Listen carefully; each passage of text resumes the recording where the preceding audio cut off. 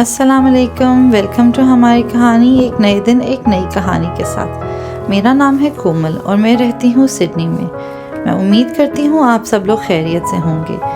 हमारी ज़िंदगी में हमें अल्लाह ने बहुत से खूबसूरत रिश्तों से नवाजा है और वो खूबसूरत रिश्ते हमारी ज़िंदगी को खूबसूरत बनाते हैं और हमें हर चीज़ अच्छी और खूबसूरत लगती है क्योंकि हमारी ज़िंदगी में ये प्यारे प्यारे रिश्ते और लम्हात हैं। आज मैं अपनी बहुत प्यारी कज़न की तरफ इनवाइटेड हूँ और उसके घर जाने के लिए सुबह से ही एक्साइटेड थी, इसीलिए मुझे हर चीज़ बहुत प्यारी और बहुत खूबसूरत लग रही थी। उसके घर जाने के रास्ते में एक आता है सेंट्रल गार्डन्स रिजर्व मैरीलैंड्स। मैंने उसकी बहुत यूट्यूब वीडियोस देखी हुई थी और मैं वहाँ जाने के लिए काफ़ी अरसे से एक्साइटेड थी और मैं वहाँ जाना चाहती थी, लेकिन बस उस रास्ते पे जाना हो ही नहीं रहा था। तो अब जब हमने मेरी कज़न की तरफ जाना था तो मैंने सोचा ये रास्ते में गार्डन्स भी आते हैं तो आज इनको भी देखते जाते हैं, क्योंकि देखने में वीडियोस में तो ये बहुत हसीन थे और मैं देखना चाहती थी कि क्या वाकई ये इतने खूबसूरत हैं। गार्डन में बहुत बड़े बड़े गार्डन्स थे, जैसे कि इसका नाम भी कहता है। हर तरफ ग्रीनरी थी। ग्रीनरी तो वैसे ही दिलो दिमाग को एक ऐसा सुकून पहुंचाती है कि बस मैं क्या ही बताऊं। इसको देख के तो वैसे ही दिल खुश हो गया और नेचर तो मुझे वैसे ही बहुत ज़्यादा अट्रैक्ट करता है। मैं और मेरी फैमिली यहाँ बहुत इंजॉय कर रहे थे। हमने सोचा कि मौसम भी अच्छा है, थोड़ी सी सीनिक वॉक भी की जाए। घर से लेट निकलने का मकसद ये था कि ज़रा धूप कम हो जाए और वाकई में धूप काफ़ी कम हो चुकी थी और अब हम इस गार्डन को सही तरह से एंजॉय कर रहे थे। परिंदों की आवाज़ें आ रही थीं और पीछे ये बैकग्राउंड में पानी तो बहुत ही प्यारा लग रहा था। साथ में ये बड़े बड़े पत्थर, इन्होंने भी एक खूबसूरत सी जो है शक्ल दी हुई थी इस गार्डन को। जिसने भी इसको प्लान और डिज़ाइन किया वो बहुत ही आर्टिस्टिक बंदा था और उसने बड़ी खूबसूरती से इस गार्डन को डिज़ाइन किया हुआ था। यहाँ पे कभी सूरज की धूप आती थी, कभी जाती थी, तो उसका भी तस्वीरों में एक बड़ा ही खूबसूरत सा इम्तजाज आपको देखने में मिलेगा। बस हम लोगों ने इसके ब्रिजेस को क्रॉस किया, इधर उधर वॉक की और असल में मुझे तलाश थी इस गार्डन में मौजूद एक खूबसूरत वाटरफॉल की, जिसके बारे में मैंने काफ़ी वीडियोस देखी हुई थी और मैं सोच रही थी कि वाटरफॉल पता नहीं किधर है और उसको फिगर आउट करने की, उसको ढूंढने की कोशिश कर रही थी। लकड़ी के खूबसूरत ब्रिजेस इस जगह को और हसीन बना रहे थे, पर मुझे बिल्कुल अंदाज़ा नहीं था कि मेरे दिल के सारे अरमान आंसुओं में बहने वाले हैं और अगले कुछ लम्हात में मुझे एक धचका लगने वाला था।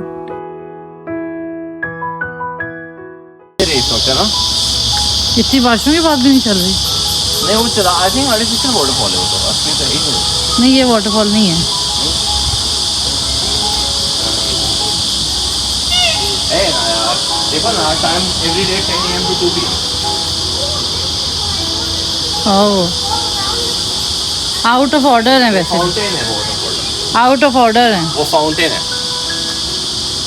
Fountain is out of order, waterfall चलती है रोज, हम देर से पहुंचते हैं। तौबा तौबा तौबा, थारा मूड खराब कर दिया। बेयकीनी का आलम था। मुझे नहीं अंदाज़ा था कि ये 2 बजे बंद हो जाती हैं और मैं जो इतनी ख्वाबों के साथ, उम्मीद के साथ इधर आई थी, थोड़ी उदास हो गई थी। लेकिन फिर इन मनाजिर ने, इधर की खूबसूरती ने और मेरी प्यारी सी फैमिली ने मुझे वापस चीयर अप कर दिया। हमने सोचा अब दिल को छोटा नहीं करना और चलो बाकी का पार्क जो है वो एक्सप्लोर करते हैं और हमें नज़र आया ये वेडिंग एरिया। इससे ये पता चला कि यहाँ पे शादियाँ भी होती हैं, यहाँ पे वेडिंग फ़ोटोशूट भी होता है और ठीक भी है। इतनी खूबसूरती, पानी, इतनी ग्रीनरी, इतने पुराने ट्रीज़, ये सब एक बहुत खूबसूरत वाइब क्रिएट करते हैं। बहुत प्यारा एनवायरनमेंट और बहुत प्यारा इफ़ेक्ट और फील आती है। रास्ते में हमने ये सारी जो है नेचुरल ब्यूटी देखी, इतने सारे बर्ड्स देखे जो कि जमा हुए हुए पानी में इंजॉय कर रहे थे और उनका रिफ्लेक्शन भी बहुत खूबसूरत लग रहा था। फिर हम पहुँचे इनके फौना रिज़र्व में, जो कि यहाँ पे एक छोटा सा ज़ू है जिसके अंदर मुख्तलिफ़ किस्म के जानवर हैं। इनमें द स्नेक था, इधर ईम्यूज़ थे और हम उनको देखने में बिज़ी हो गए। आपके लिए एक और मैसेज ये है कि इसका वाटरफॉल तो 2 बजे बंद होता है और इसका ज़ू 4 बजे बंद होता है। हालांकि गर्मियाँ हैं, हम सोचेंगे कि चलो 6 बजे भी पार्क जा सकते हैं, 7 बजे भी जा सकते हैं, क्योंकि सनसेट तो बहुत देर से होता है। लेकिन असल में ये बात है कि ये जगह जल्दी बंद हो जाती हैं। शायद उन्होंने मेंटेनेंस करनी होती है या स्टाफ उन्होंने इतनी ही टाइम के लिए हायर किया हुआ है। तो इसलिए अगर आपने ये सारी एक्टिविटीज़ कवर करनी है तो फिर आप इसी टाइम पे आएँ। ये देखो गूज। Hello, Mr. Goose. एक तरह की डक होती है। देखो मुझे के पास आ गया, कोमल जरा Hello, Mr. Goose. Hello, Mr. Goose. Oh, are you missing? Hello, Mr. Oh, ये तो Mr. बड़ा Goose. खतरनाक ग्रंट करता है। Oh, this.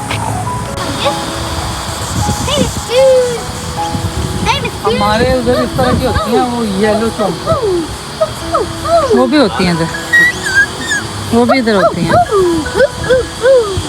Ah, chicken now. Water. बच्चों को जब मैंने एनिमल्स के साथ इतना फैसिनेटेड और खुश देखा तो मैंने सोचा कि क्या हम लैंडमार्क्स के पीछे भागते रहते हैं कि जहाँ पे सब जा रहे हैं वहीं हमने भी पहुँचना है। We should live in the moment, हमें बल्कि उस वक्त को एंजॉय करना चाहिए जिसमें हम मौजूद हैं। नहीं मिली वाटरफॉल तो क्या फ़र्क पड़ता है, बस जो एंजॉय कर सकते हैं वो तो एंजॉय कर लेना। These ones are wallaby, the other ones are big ones are kangaroo. Oh, look at that. ये देखो Look at that one. छोटा कितना फ्री बैठा है। Look.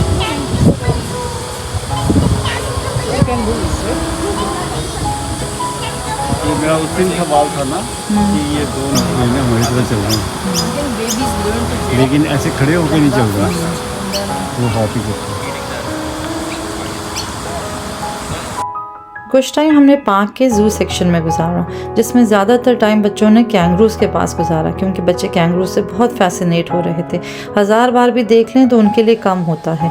उनको ये बड़ा फैसिनेट करता है कि एक ऐसा जानवर है जो कि हॉप भी करता है, जिसके पाउच में उसका बेबी भी होता है, जो कि काइंड ऑफ खड़ा भी हो जाता है और चारों पाँव पे भी चल लेता है। तो वो बड़े फैसिनेट हो रहे थे कैंगरू से। उसके बाद यहाँ पे एक प्लेग्राउंड था, हम वहाँ चले गए। ऐसा तो हो नहीं सकता ना कि बच्चों को प्लेग्राउंड नज़र आए और उसमें ना खेलें। उन्होंने वहाँ पे कुछ देर खेला। इसके साथ बारबेक्यू फैसिलिटीज़ और पिकनिक एरियाज़ भी थे। तो काफ़ी अच्छी फैसिलिटी है इस पार्क की और यहाँ पे पिकनिक के लिए बिल्कुल आया जा सकता है। बच्चों का जानवरों से मिलना भी टिक हो जाता है, प्लेग्राउंड में खेलना भी टिक हो जाता है और खुली बड़ी नेचर है। यहाँ पे स्पेसेस हैं, लोग यहाँ पे साइकिलिंग कर रहे थे, जॉगिंग कर रहे थे, स्कूटरिंग कर रहे थे, तो काफ़ी कुछ था करने को। लेकिन हम यहाँ ज़्यादा देर नहीं रुक सकते थे क्योंकि मैंने जाना था अपनी कज़न के घर, जिधर हम डिनर पे इनवाइटेड थे। इसलिए हमने बच्चों को खेलने दिया कुछ देर, लेकिन उसके बाद हमने उनसे कहा कि बस अब आपके निकलने की बारी, क्योंकि अब हमने आगे भी जाना है।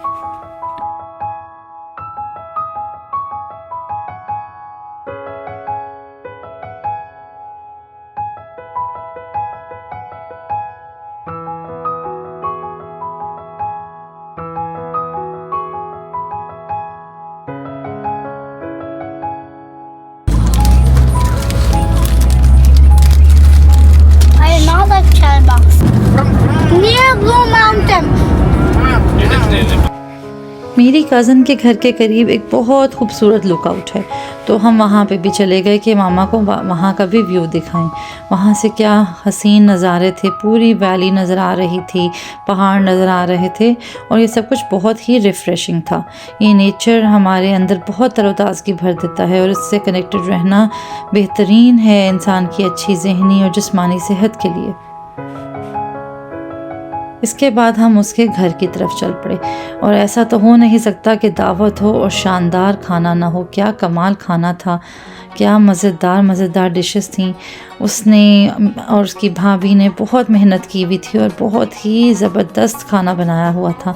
खाना देखने में भी और खाने में भी बहुत बाकमाल था और हमने बहुत एंजॉय किया इस गेट टुगेदर को और साथ बैठ के बातें की, इतना हंसे, इतनी मज़े की मेमोरीज़ डिस्कस की और बहुत ही अच्छा टाइम गुजरा।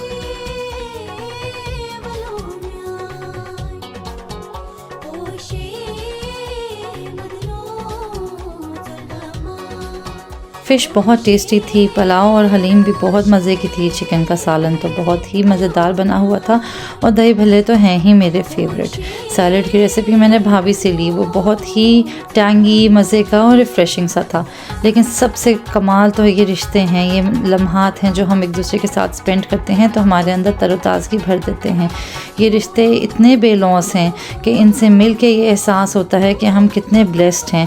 अल्लाह ने हमें कितना ब्लेस किया हुआ है कि हमारे इर्द गिर्द इर्द इतने बेलौस रिश्ते मौजूद हैं, इतने प्यारे लोग मौजूद हैं जो हमारे लिए दिल से जो है दुआगो भी हैं और जो हमसे इतनी मोहब्बत करते हैं। ये जो सब मेहनत है, ये दावत है, इस पर कितनी एफ़र्ट लगती है। ये पुडिंग और गजरेला भी इतना मज़े का था। ये सारी एफ़र्ट कोई सिर्फ तभी करता है अगर उसके दिल में आपके लिए इतनी मोहब्बत हो। बच्चों ने तो खेल खेल के बहुत ही हंगामा डाला हुआ था और वो घर जाने को तैयार नहीं थे।